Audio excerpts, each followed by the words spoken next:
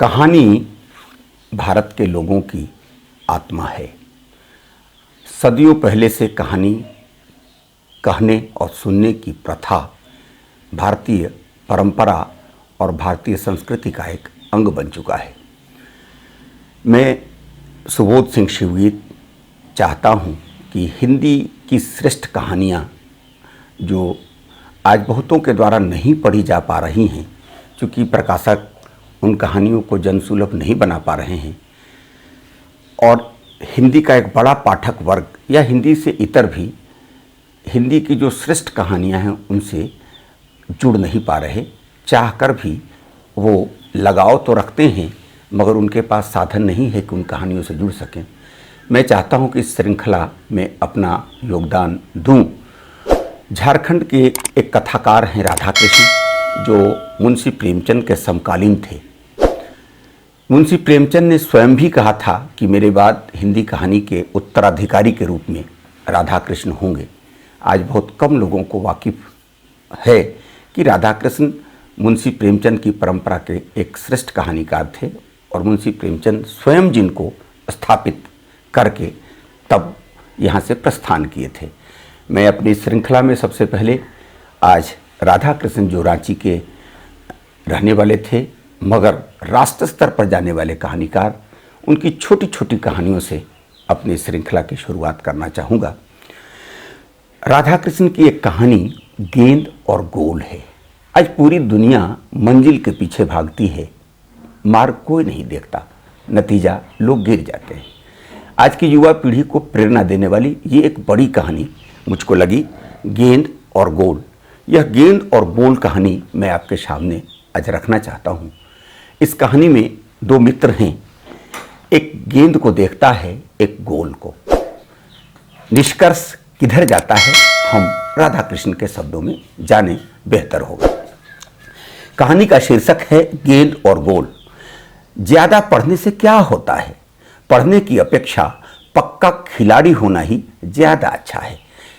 श्रीश को देखो, पढ़ना लिखना 22.5, बस खेल और खेल, जहां मौका मिला कि मैदान में जमे हैं। गेंद पैरों के नीचे आई नहीं कि बिरनी की तरह नाचने लगा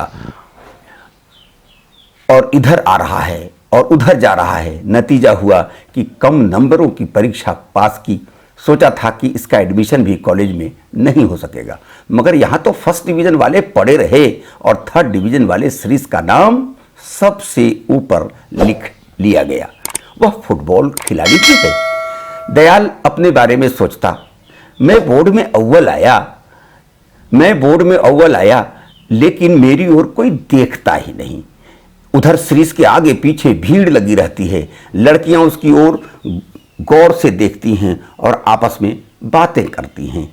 मैं पुस्तकालय में बैठता हूं, वाद विवाद में भाग लेता हूं, लेकिन कोई मुझसे बात करने वाला भी नहीं मिलता। उधर फुटबॉल के मैदान में श्रीश के आगे पीछे भीड़ जम जाती है। यही सब दयाल सोचा करता और मन ही मन कुढ़ता रहता। उस दिन जब प्रिंसिपल ने श्रीश के सम्मान में अपने यहाँ चाय की पार्टी दी तो उसके भाग्य से दयाल को पूरी ईर्ष्या हो गई। उसने सोचा कि अब मैं भी गेंद खेलूंगा। साधना से सब कुछ हो सकता है, मेहनत के साथ लगूंगा तो सब ठीक हो जाएगा। और वह अब भी फुटबॉल के मैदान में दिखाई देने लगा। अब वह भी खेलता और खूब खेलता।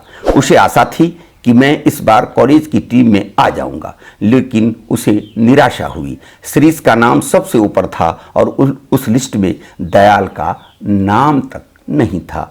वह सिर झुकाए हुए बैठा था, चाहता था कि चेहरे पर वेदना प्रकट नहीं हो सके। वह झूठ मूठ मुस्कुराना चाहता था और असफलता को छुपाना चाहता था। इसी समय श्रीश वहां दिखाई पड़ा। उसका उल्लास से चमकता चेहरा देखकर दयाल जल उठा। बोला, श्रीश, तुमसे एक बात पूछना चाहता हूं।